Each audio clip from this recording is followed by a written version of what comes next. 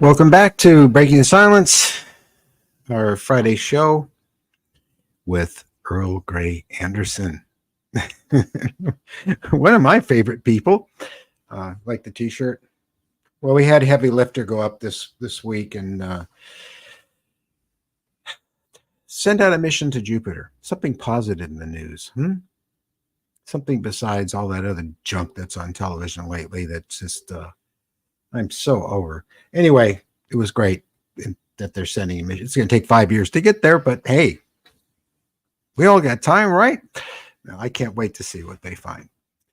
I always had to laugh at some of the scientists that are saying, well, maybe we'll find out if there's life elsewhere in the universe. Mary and I laughed so hard. I'm going to bring on Earl so he can chuckle with us. Hey, Earl. Hey there, Steve. How are you doing, my friend? Good. And so, are they going to go to Europa? Huh? Yes. Are they going to Europa to find out if Arthur C. Clarke was correct about? Well, they didn't listen. They didn't listen to the visitors who told them to stay away from there. So yeah, exactly. What was that? Which takes us back to that again. Years. Yeah, all these worlds. It all started with the monolith. This one, yeah. I want to thank everybody that's here tonight, and I think there's some new people in here, and my vision's a little not the best tonight. So, yeah, we got all kinds of great folks in here. Hello, I've been working all day on a short film. I should adjust my camera up a little bit more. A short film that I'm not sure exactly when I'm going to show it, but it's not this time based on my personal experience. It's how I feel about my personal experience, but it's actually a film, the kind of film you could enter in a film festival or, gee, maybe the Academy Awards will give me a best picture, best short. I saw last year's best short and I was like, I can't finish it. I was halfway through it and it just didn't push any of my buttons, but I've been working on it. And again, things keep evolving with Unreal to such a level, where I got some new plugins that really, I can do anything with the night sky or day sky that I want, including thunder, lightning, rain coming down and dripping on things and causing puddles. And so I'm going to be doing some stuff with that. So I love it. So, anyway, I'm a big fan, and if people out there, I don't know if you're tuning in the first time, because you found this on my Facebook page or something like that, because I have it streaming there right now live, but go to Steve's channel, go to Breaking the Silence, because he's got this panoply of various and wonderful videos. Most of them are short videos, but they're all personal stories. And this man over here is I have to. This man over here is a genius of an artist. You're being silly. CGI artist, a sculptor, and he's done it all down to Spock's own ears. He designed Spock's ears for Star Trek: The Motion Picture, dude. That still was my most favorite thing I've ever done. Out of everything I've done in film, in movies over the years, that was always my favorite moment. So not Ghostbusters, not Fright Night. And then, of course, the other one was getting to know the people that were involved in 2001: A Space Odyssey and become friends with them and have them here was a big thing. So I didn't get to work in 2001, but I sure got to know what that was like, which is really, really neat. So, and right now, one of my 3D printers is out there printing a gray alien bust. We'll see how it comes out. No. Which will be neat. That's something I'm hoping to offer. Is to do a series of busts. Communion bust I can do because Whitley has given me permission, and only me permission, to replicate that image. Thank you, Whitley. And he has for years. Starting back as far as the 90s. Well, I'll also be doing the classic grays and a praying mantis and maybe a reptilian, and so you can collect the whole set Put it on your I love dashboard it. in the car and amaze your friends. But Wow. it's just and I can take anything from any show that we've done. Hmm. Whether it be like, for instance, Sev's Gray, we could print that so people Cool. could have something from that particular show to collect or just have as a memento. So You could do the it's been, Sev Talk play yes. set with all the Yeah. characters and the Oh yeah, ship. the table, the room, the ship. Yes, sure. Hmm.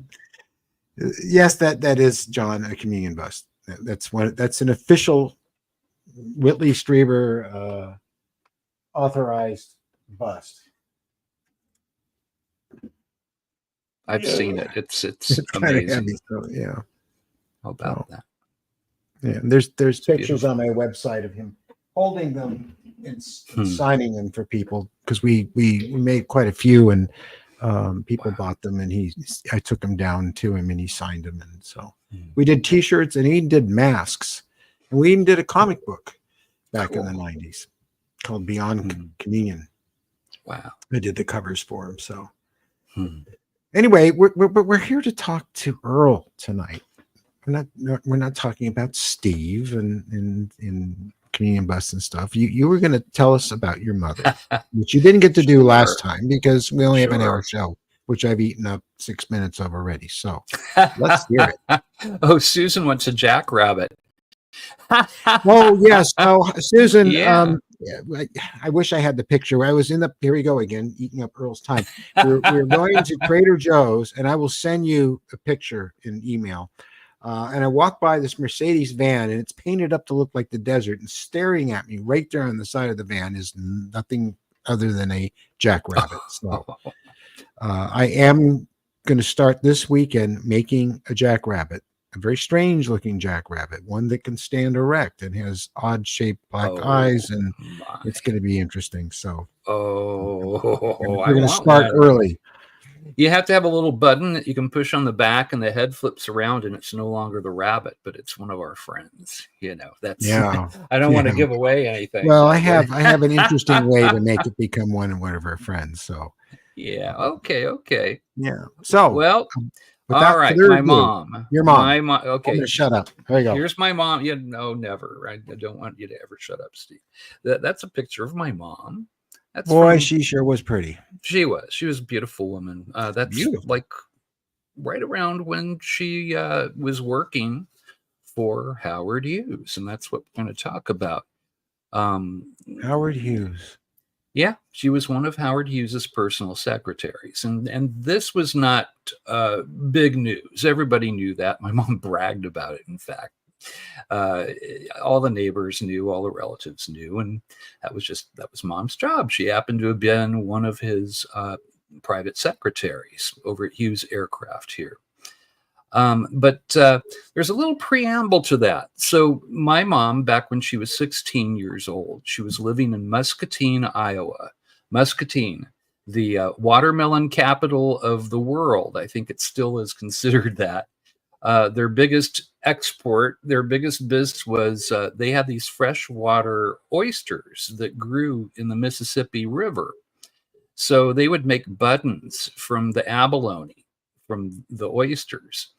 So my mom had this big button collection because everybody worked for at least a little while, separating the good buttons from the bad buttons in the button factory. But my mom's first, she mentioned when she was 16 years old, because of the humidity in Iowa, Mom and her sister would sleep on the patio. They had the screened-in patio, and you still see that in Iowa quite a bit.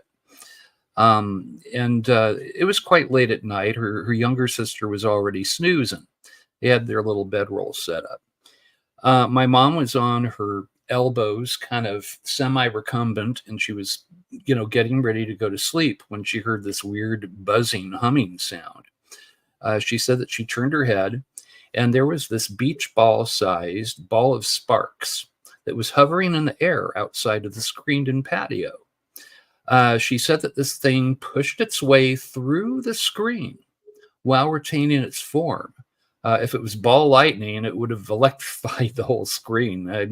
People probably would have been electrocuted. I probably wouldn't be talking to you right now.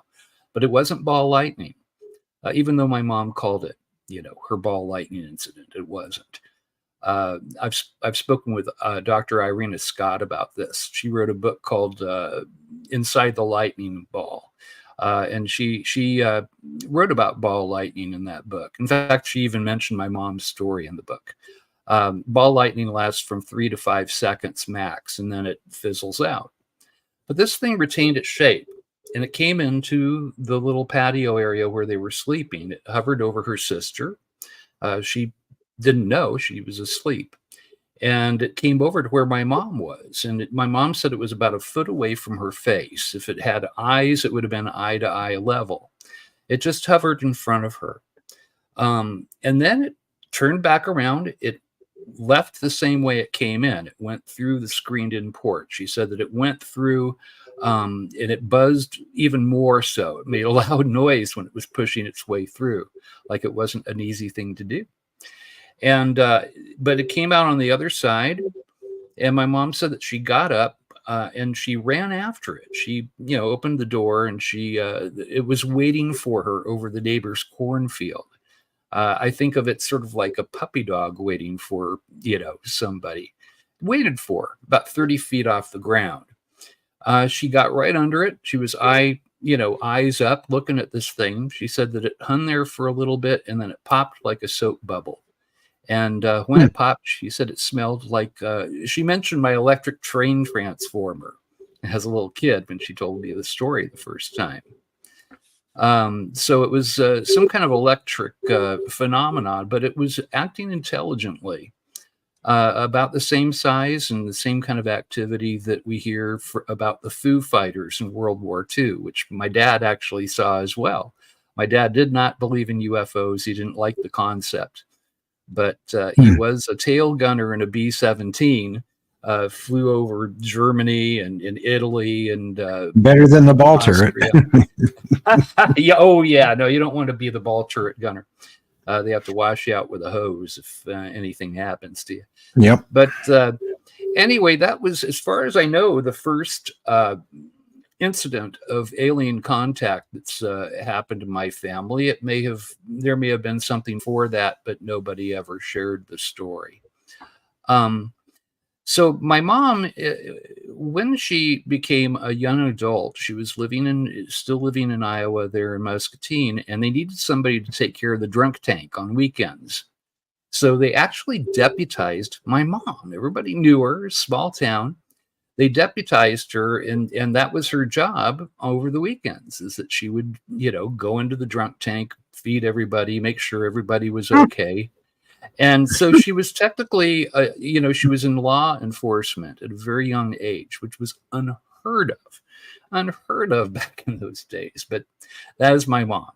Very special lady. If a door wasn't open, she would create one. And I saw this through her life.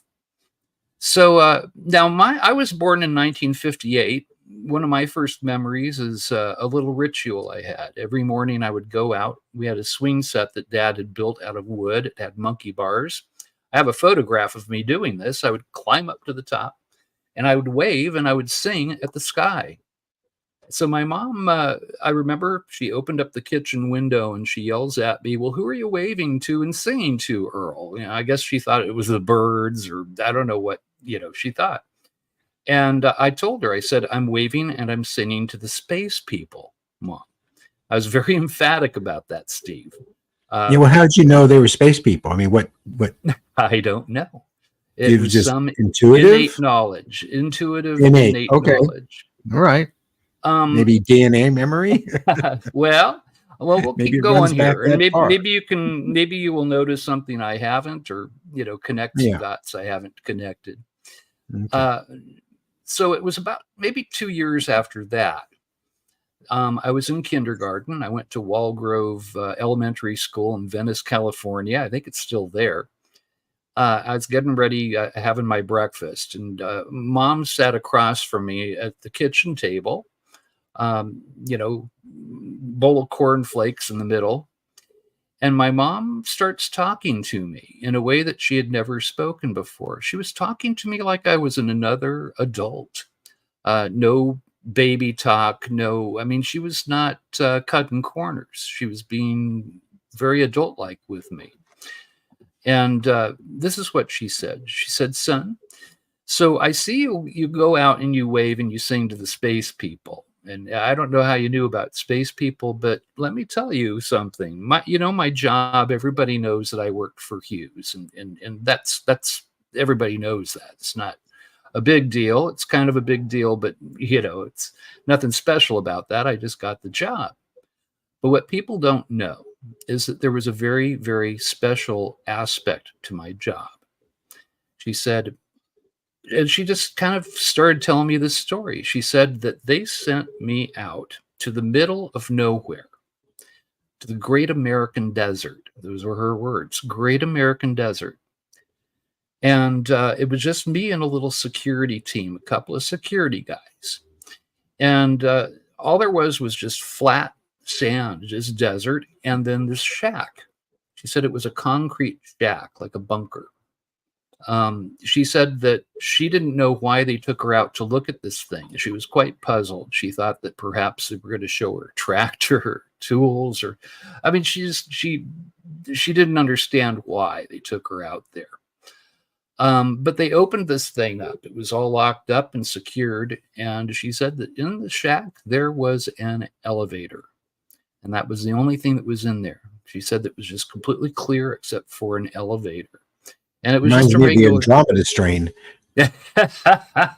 Well, she told me this in 1963, so there was no Andromeda strain No, film or book yet.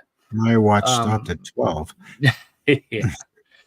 So she said that they got into this elevator, and it only went, it didn't go up. There was no up. So she knew that it was going underground. She thought maybe it was a floor or two. But the elevator kept going, she said, and it seemed to go faster as it went. And she said, her words were, she said, I felt afraid. She said, I felt butterflies in my stomach. This thing was moving so fast.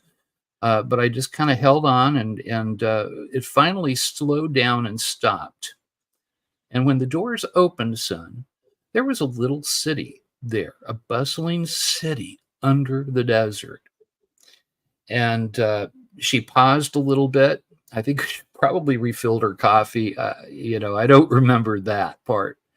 But then she carried on, and she said a lot of top secret projects were going on down there, Earl. There were a lot of scientists working down there.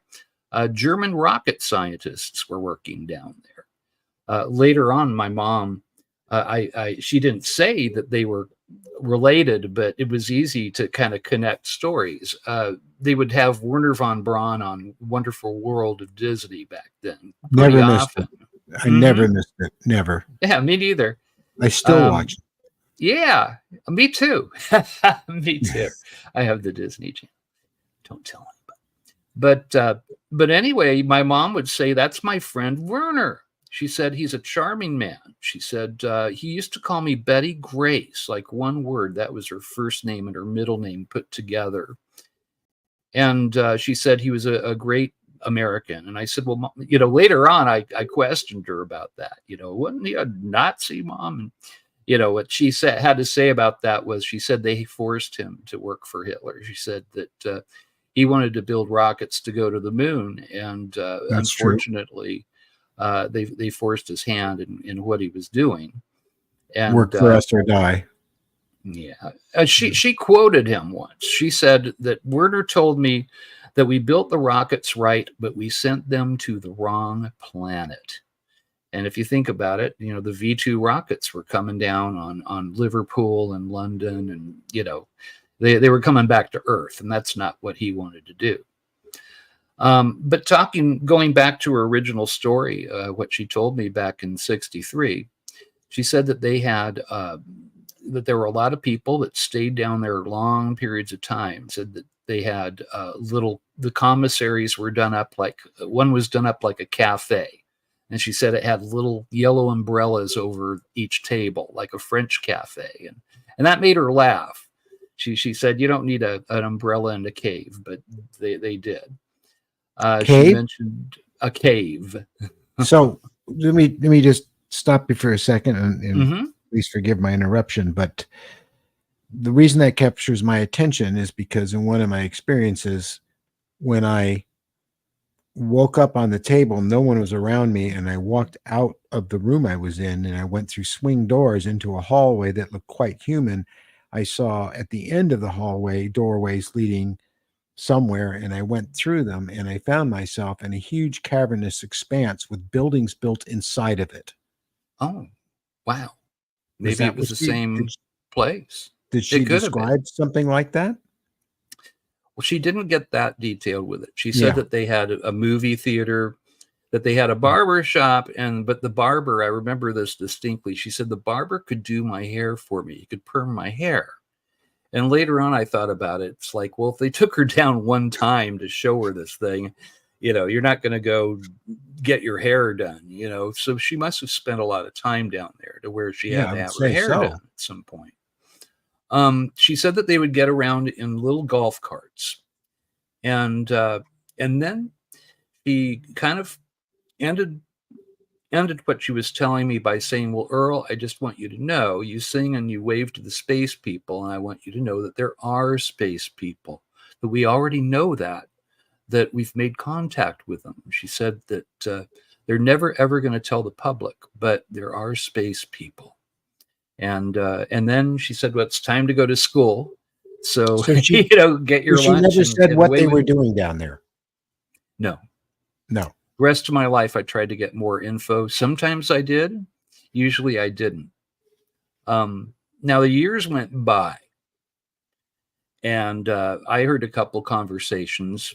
You'd learn to kind of do this thing and be quiet and listen to her conversations, especially with her sister, because her sister knew. And her sister brought like the Look magazine when it came out. They had the Betty and Barney Hill story in it, asking my mom, what she thought of that. And my mom told her, she said that from what I know, I believe that this probably really did happen.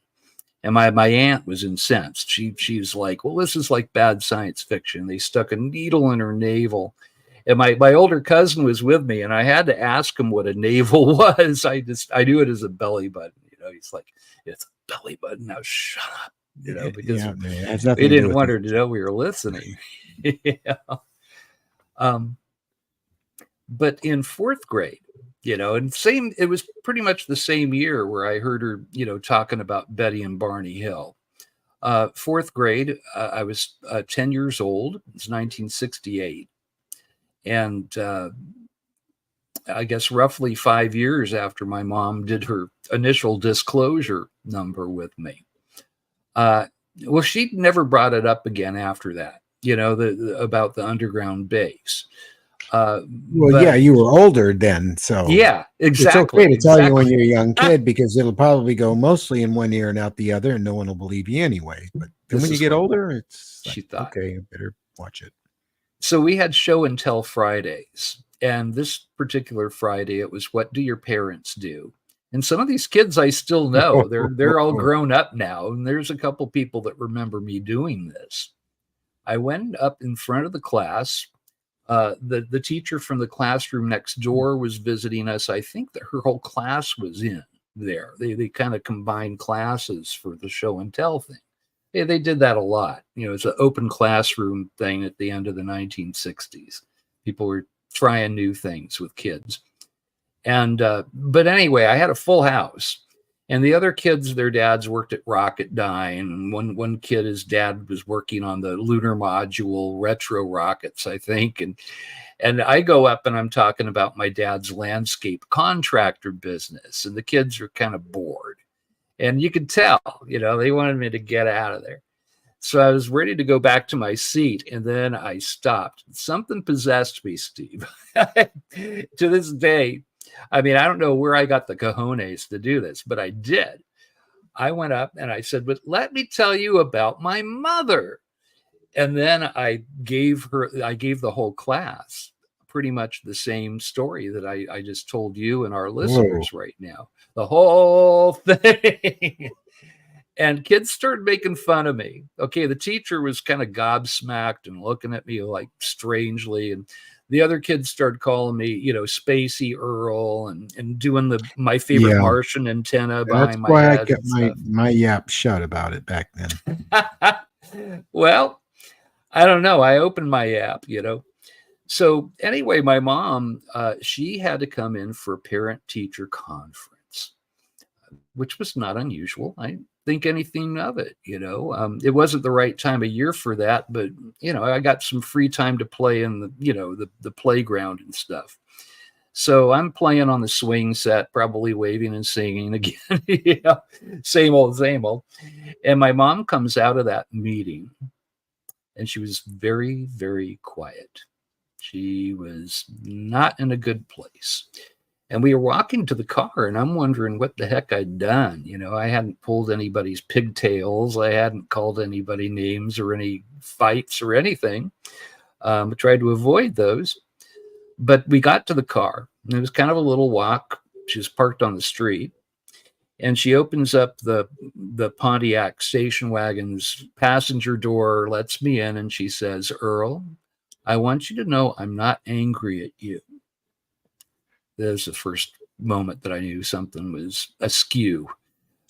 So she goes and she gets into her, driver's seat. She still didn't start the car up. She's still talking to me. It's lecture time. And what are we talking about? She said, "Son, I want you to know that you didn't lie to your teacher or your class. What I told you was true. But people don't know about little cities under the desert. And they certainly don't know about space people and UFOs. And they don't know about that. And your mom was not supposed to ever tell you what I told you.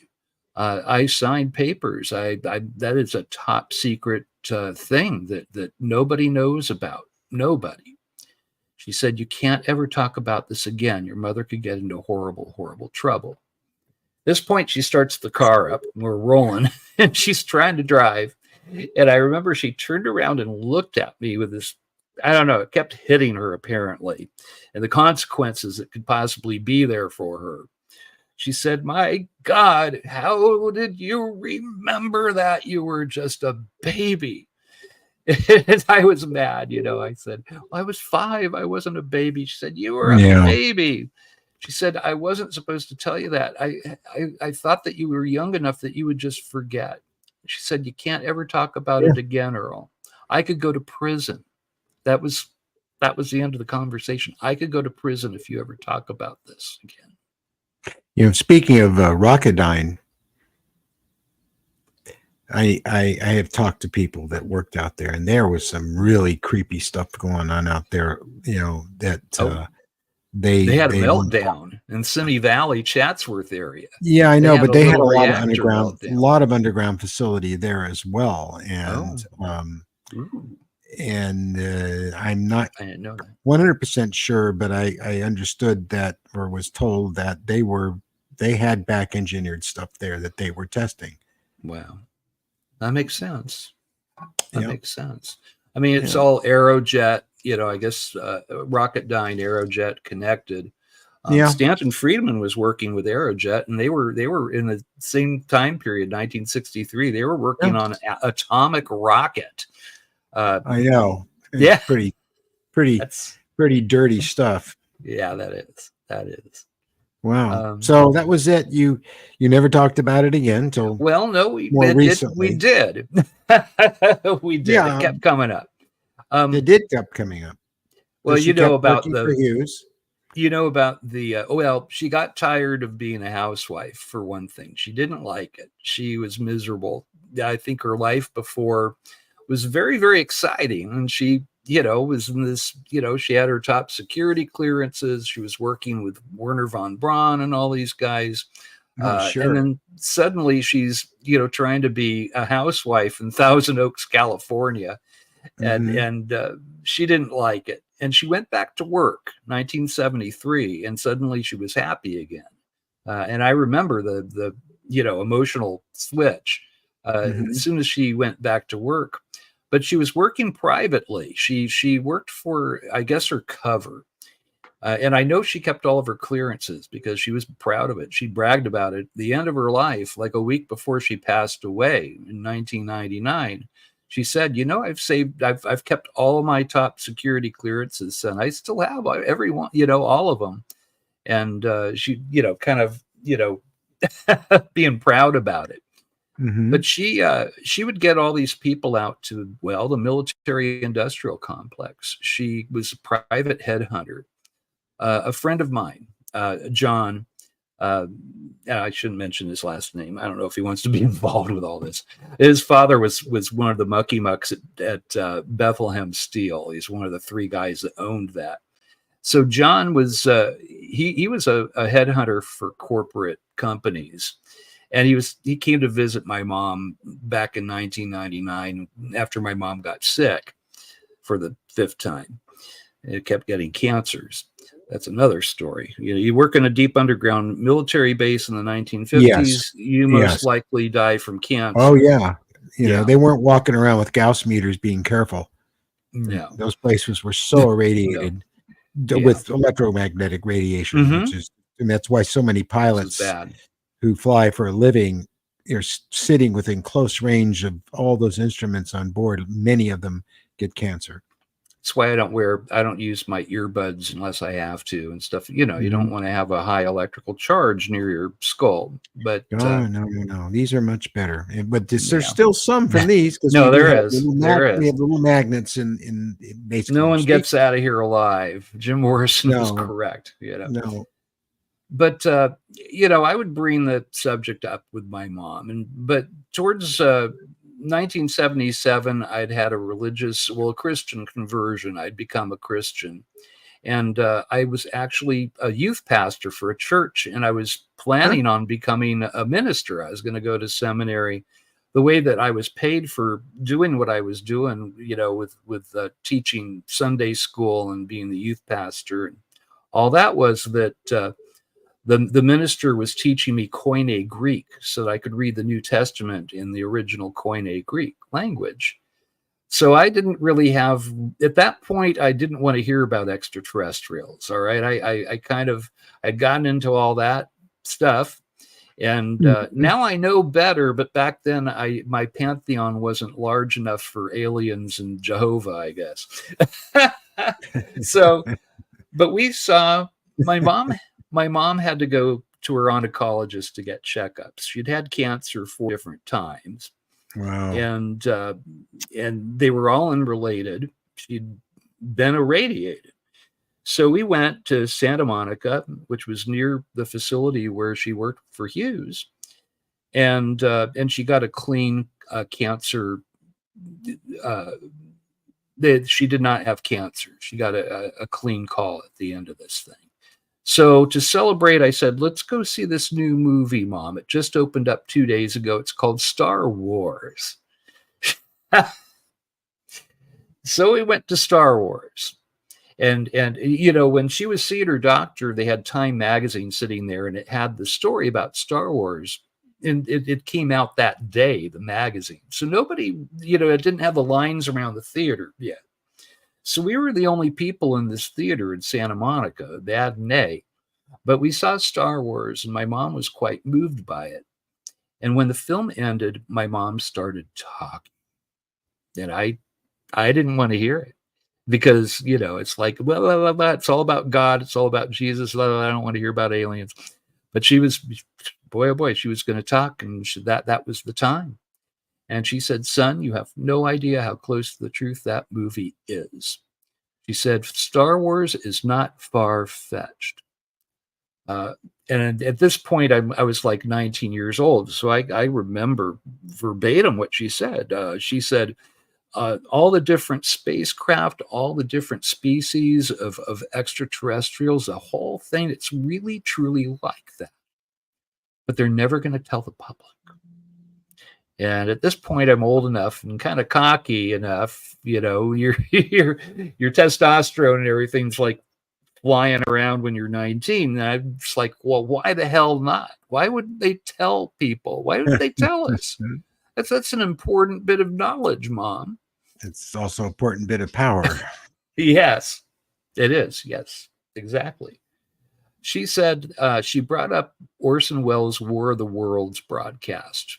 She said, well, look back to this radio broadcast. People thought it was really happening, that we were, They did. there were aliens, Yeah. and people were barricading themselves in their basement and draining their bank accounts. Suicide. Mm-hmm. Yeah. And she said, imagine if that happened worldwide. Imagine the chaos. She said also it could ruin world religions and it could harm our financial systems. So, son, they're never going to tell the public, ever, ever, ever. She said she doubled down on it. She was so emphatic about it. And she said, it's realer than you will ever know. And that got to me. Realer than you'll ever know. And it's like, inside I'm really interested there, even with my, looking through the shades of being a possible future minister. It's like, oh, I want to know. I have need to know. What do you mean? It's realer than that I will ever know. So that is what began my journey, my Wanderjahr, my Hijira, onto this path into ufology. And as you know, I started out very nuts and bolts about it, very scientifically minded about it. I still am. I think we all did. Yeah. But, I'll quote myself now because people keep quoting it back to me after they see your little short film you did of my experience. If you poke at the phenomenon pokes back. It's interactive. You activate it. It's like flipping a switch. When you start really looking into it and you show interest, you're not alone. It suddenly will show interest in you. And that's what happened to me. Well, in my life. Yes. And they know, so that changes things. Yep. The other 8 million people, or I think it's less than that now, they don't know. It's or they're scared of it. They even think about. Oh, some people Mary are and I just were talking about this today. We were saying that 99.9% of the population is still living back in time when all this was a joke. They haven't seen much of anything. They haven't paid attention to the evidence, especially lately, all the stuff that's been coming forward, and they're completely unaware of it.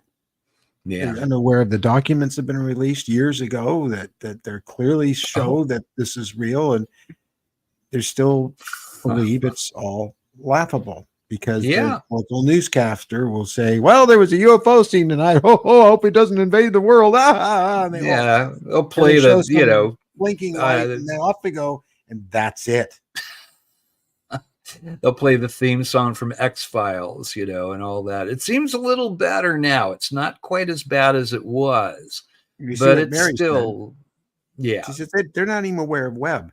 I bring Webb up every so often to people, and they're like, "What Webb? What's Webb?" They paid no attention.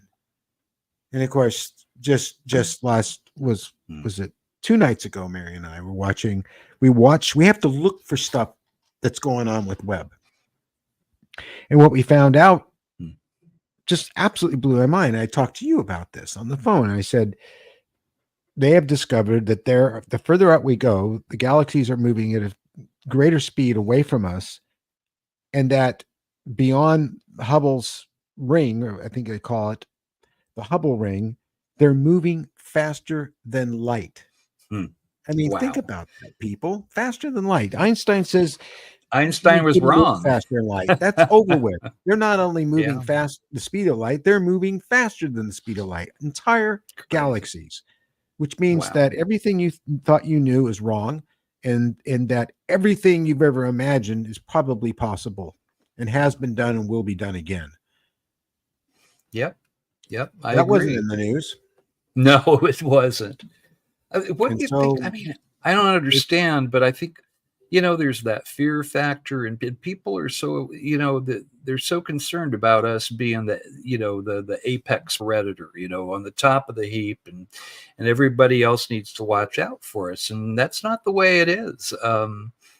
It's not. And the good news, though, is that these visitors, they've been here for a long, long time. They've been here I used to say they've been here at least since 1947, right? The Roswell crash and Kenneth Arnold sighting and all of that. But you look back historically, the Roman Empire, they talked about flying shields. The Aboriginals of Australia, their stories of Lightning Man, their Prometheus coming to give them well, don't fire, forget about the Wangina. everything. Yeah, the Wangina. All that It goes that back goes really back so many. I mean, It goes the back before we Aboriginal were woman. here. Hmm. Lisa and I took an art class from an Aboriginal woman when we were in the Red Center of Amazing Australia. We people. went to Uluru. I know, and she taught us dot painting and how to do that. And she said There are. that these stories are at least 40,000 years old and probably older than that. Now they're talking about them being like 80,000 years old. They're the oldest stories on the planet. And the American Indians, the same thing. The story of the seven Oh, yes. sisters of the Pleiades, it goes back just prehistory, way prehistory. It was a verbal story that was told through the ages, and apparently that's a good way to keep a story, because they did not have written language. They didn't even have the clay tablets of the Sumerians. They just had these verbal stories that were handed down, father to son, mother to daughter. And somehow or another, those stories stayed intact and are still intact. And it's good to listen to those. Wondrous Stories, great song by the band Yes, 1977. But it's a wondrous story, and there's a lot of them, and we have to listen to those. Was that on Yes Songs? That was actually in Before Yes, the album before Yes Songs. That one was on the 77 album with the buildings and the guy's butt cheeks in the back. Earl, what's the name of the damn album? Going for the One. That was the album. Going for the One. Had a brain fart there for a second. Chris Squire from Yes. Now he had a UFO encounter. 1977. Again, there we go. I was talking to Jimmy Church about this when I was on Jimmy's show the other night. Mhm. Jimmy knew Chris, and apparently I didn't know this. Chris told Jimmy about this as well. But Chris was in, he's, for people that don't know, he was the greatest bass player that ever lived, I believe. He was in the band Yes, the progressive rock band. And back in 77, he was on tour with the band in a rural part of the UK. He had his driver pull over. He had like a van, and they call them caravans, right? Had him pull the caravan over, and he was peeing on a rock, and he felt looked at. And he said, and I'll try to get his voice. He said, well, I was zipping up, and I look up, and for God's sake, there's a flying saucer right out of a science fiction film. It was huge. And he said that it had garish lights like a carnival ride spinning around the bottom. And he's said lucky the clowns didn't come out. Yeah. Now he said that. Okay, hold on, because I can give you a visual here. Here we go. We'll use the there's been a lot model, of clowns with him. He said that it was like level, and it suddenly turned to its side, and then he said it shot off so fast that if you hadn't been looking, you would have thought that it had disappeared. But he said that like doing that. Yes, they do. I don't think they need to. I just think they're trying to impress you. Well, I'm impressed. Yeah, well, impressed the hell out of Chris. Yeah. He had this conversation. It was like 3 a.m. and of course it was. and that's the name of the movie I'm working on right now. 3 a.m. Oh, cool. There you go. Well, that's kind of our guy's hour. It's a dream time. Going back to Australia, just the dream time is how they get where they're going. If you're an Aboriginal Australian, They have That's these right. songs, and they when they finish the song, you're at the destination. As long as you follow the lyrics, you get there. Um, so I don't know. Maybe it has something to do with the state of mind that you're in at 3 a.m., but they seem to favor those late hours. And Hmm. Chris's question was, who do you suppose was flying that thing? Who do you suppose? And I had A an man. answer. I don't know if it was correct, but he sure liked it. I told him, well, maybe, some people think that some of these UFOs are us from the future. Maybe it was a future musicologist coming to check up on, he wanted to see Chris Squire. Yeah, Maybe, the first stop was John Lennon, next stop was Chris Squire, and yeah, then maybe John he Lennon. went back to Beethoven, There's UFOs over New Chris York. liked that. You may wonder why. Yeah. Yeah, I know. It's you could go back, with that type of technology, you could probably go back to any point in time. And if you've studied history and you are us from the future, I would like to think that might be possible. That means we do have one. Is Yeah. that yeah, you'd go back because even maybe 1,000, 2,000 years from now, of course, Beethoven would still be popular, and so would John Lennon and other people. Mm-hmm. And wow, we can go back Sure. and actually see John, Yeah. but you I can't would. That's change where I'd anything. go. Because if I could change something, I'd make sure that his killer didn't Oh, was unsuccessful. hey, maybe they will. Maybe somebody will, and we'll wake up tomorrow and we'll be, wow, it's just John Lennon's 82nd birthday. Yay. Yeah, I That'd be know. a good thing. And then But we'll I get don't more know. Mandela effects, again. Yeah, they have to watch that apparently. You did watch Man in the High Castle, right? Or read the book Oh or yeah, both. sure. Philip K. Dick. Yeah, I read the book too. Yeah. And you do know that's actually based on actual experience of his own. That I didn't know. You didn't But know I that. know that PK had some interesting stuff, and the PD, Philip K. Dick, had some interesting experiences in his life. So it doesn't surprise me. Okay, on YouTube, in YouTube, there is an old video of him in France with an interpreter as he speaks Hmm. about his experience. The fact that he didn't just write a story, he actually believed that that was possible and that he experienced something like it. And what really got me about that was that I had dreams when I was a kid that Hmm. we didn't win the war. Ooh, scary. And it really got me. And I wondered if he had that, but I thought, no, it's Hmm. just me. I was having wild dreams. He was very much into that, and he Hmm. knew other people who had also experienced that, Wow. Wow. which seems to be highly suggestive that in our in our dream state, or when we're out of our bodies or in the astral plane or whatever it is, that we can connect with those other timelines, and we exist, of Yeah. course, in all of them. Yeah. Well, But there is that no video is on YouTube, and you should look for it. time. Yeah, It's a it's there, shared and hallucination that we a all shared have. hallucination. But I mean, Mhm. it really. When I watched the film, the series, it really got to me. It did, Yeah. because I just it happened to me. It was Wow. terrifying. Wow. So Hmm.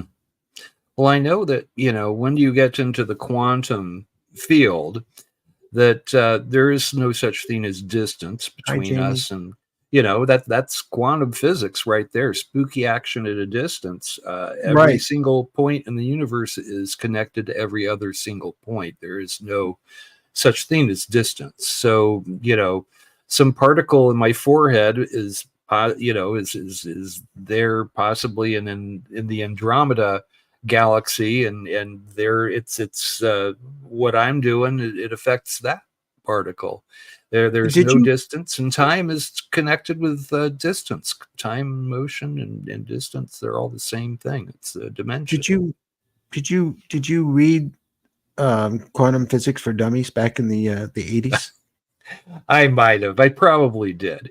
I It's read a great everything. book. It's a great book, and what was really interesting about it is that I wish I had that I book, and think I I think did. you can I'm still pretty get sure it. I did. No, it's great. The illustrations in it and everything. It was a Mm. fantastic book, and the science people that I knew at the time laughed at it.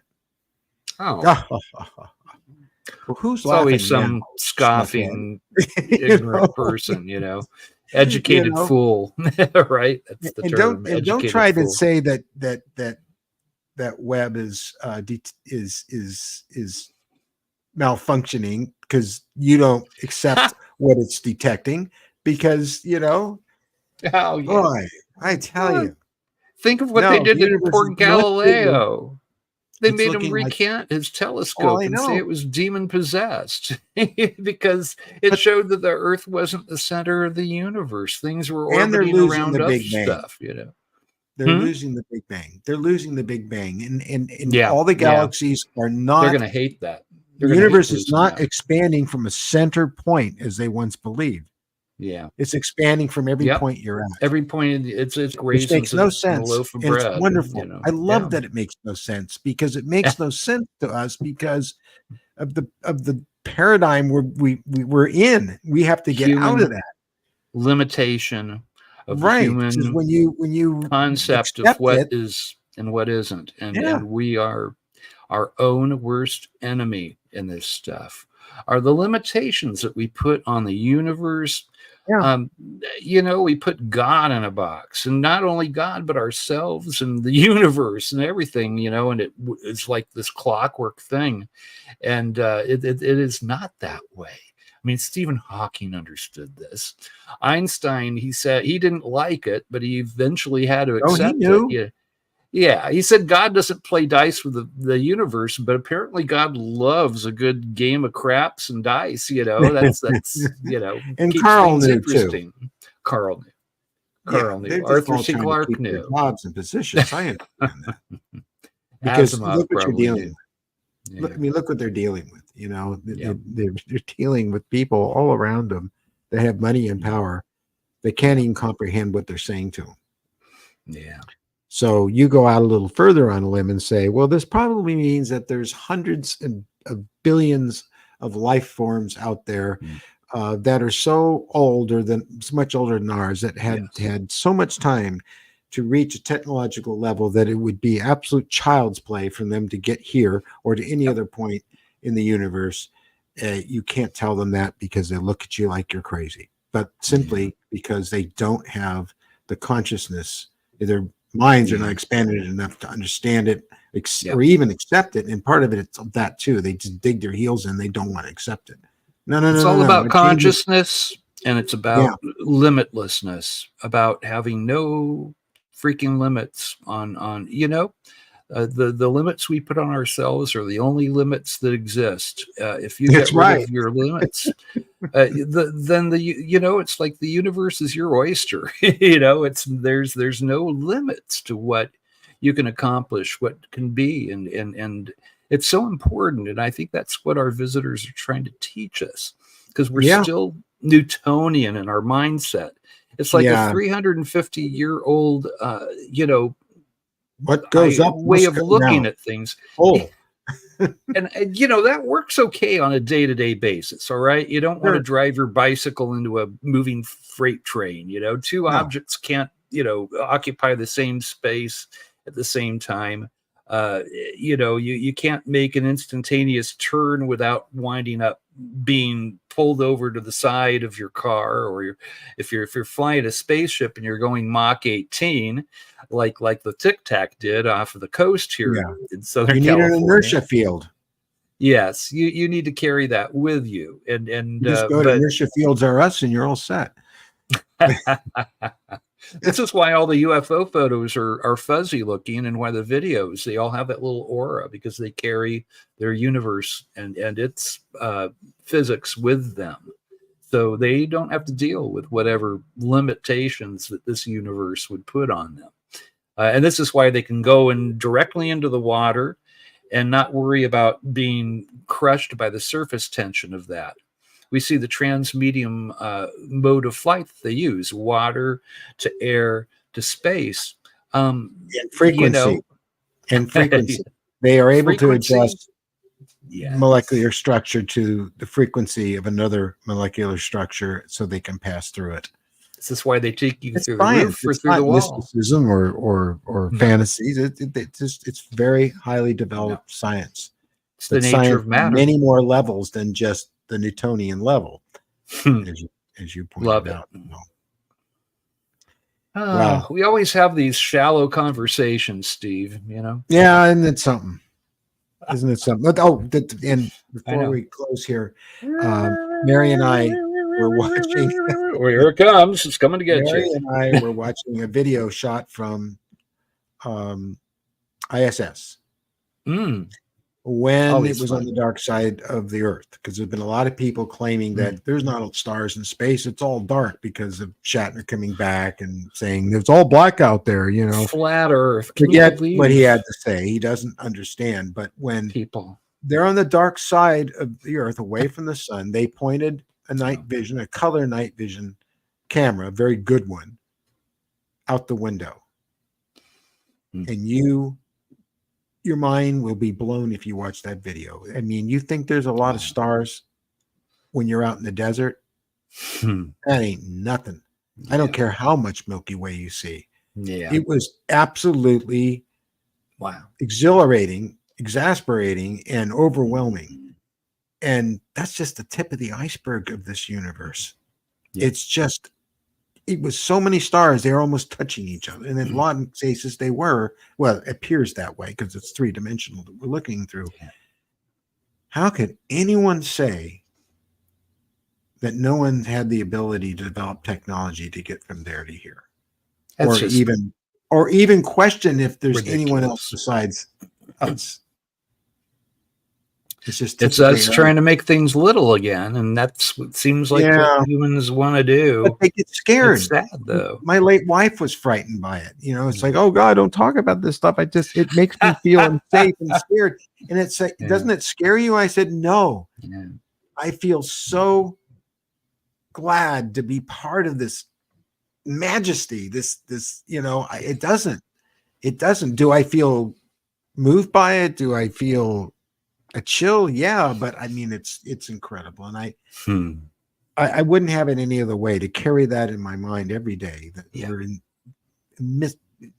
all these stars and galaxies going on for freaking ever. They're never going to find an end to it. They thought they did. They found out the web. It doesn't end as far as they can tell. It just goes on and on and on and on.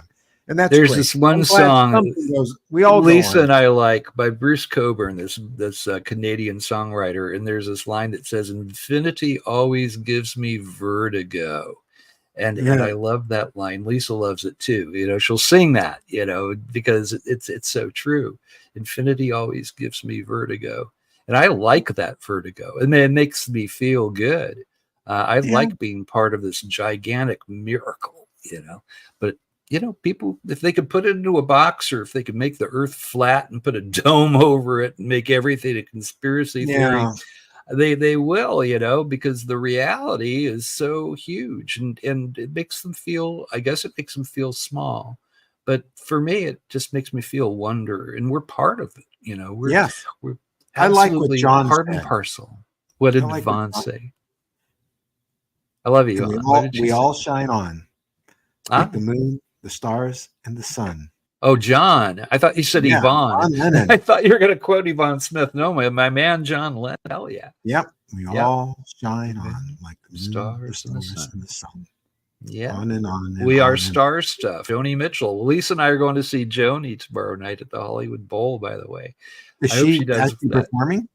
Yeah, she is. I heard that she's doing like a bunch of her, like not just the hits, but going and doing deep tracks now. Wow. We're going to hear stuff from Hijira or 76 album, which is my favorite. It was all there in the 60s. It was all there in the 60s. Bay Paradise put up a parking lot, and that's what we've been doing.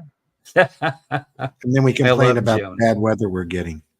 Yeah. I wonder if Joni's had an experience. You know, a lot of I wouldn't. Well, yeah. I mean, Neil Young, we know has. Mm-hmm. Oh, really? I didn't know. Oh, really, Neil? Listen to his songs. Oh, yeah, of course. Yeah. Yeah. And Crosby, Stills, Nash, Roger McGuinn. Yeah. Woke up this morning, was feeling quite weird. Yeah.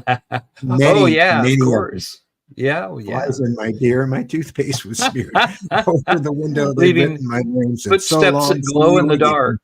I like that "we'll see you again" part, because that once they're there, they're always there. So good old wow, Roger. what a great hour!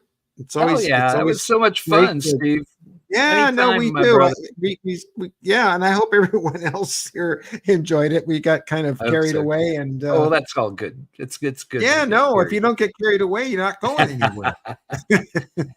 Yes, Anyway, I love you very exactamundo. much, and I love everybody here very much, and I hope you'll all watch The Gift Yes. tomorrow. It's the premiere at 5 o'clock, and it's a long one this time. I put Oh. it's 30 minutes long.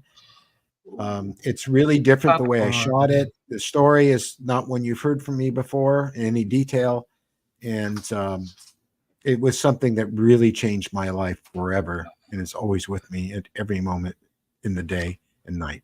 I can't We'll wait. see you all tomorrow. Bye, guys. Bye Thank you, bye. Steve.